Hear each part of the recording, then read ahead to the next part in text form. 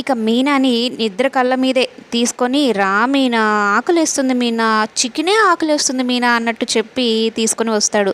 అయితే సడన్గా ఆగిపోతాడు బాలు. ఏంటి అన్నట్టుగా.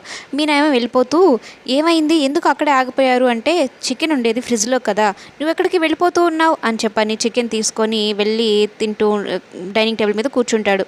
అయితే మనోజ్ ఇదంతా గమనిస్తూ ఉంటాడు. అప్పటికే ₹1,00,000 కొట్టేశాడు వాళ్ళ అమ్మ దగ్గర నుంచి. తాళాలు తీసుకొని, బీరువాలో ఉన్న డబ్బులు తీసుకొని, అట్లా నిద్రలో కలవరిస్తూ ఉంటుంది మనోజ్ని. అయినా ఇక సత్యం లేచి, నిద్రలో కూడా నీకు పెద్ద కొడుకే గుర్తొస్తున్నాడా అన్నట్టు చెప్తూ ఉంటాడు.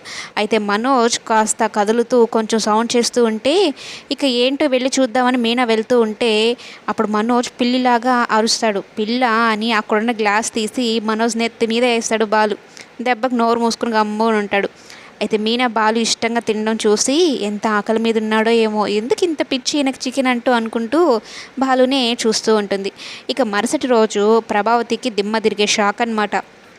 ఇప్పుడు డబ్బులు చేతిలో ఉన్నాయి కాబట్టి ఫైనాన్షియల్ కాల్ చేయగానే, ఏమ్మా వడ్డీ డబ్బులు అంటే, ఇస్తాం, ఎక్కడికి పోతాం, ఇస్తాం, ఉన్నాయిలేండి, తెస్తాం, ఉండలేరా, మాకు ఇంకేం పనులు లేరా అన్నట్టు, పనులు లేవా అన్నట్టు ఆయన్నే కసురుతుంది.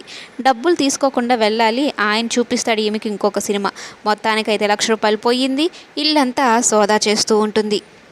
బీరువా మొత్తం వెతికినా పోయిన డబ్బులు ఎక్కడ తిరిగి వస్తాయి? ఒక్కసారిగా పెద్ద షాక్లోనే ఉండిపోతుంది. డబ్బులు ఎట్టిపోయాయా అన్నట్టుగా. ఈ ఆ ఫైనాన్షియల్కి ఏం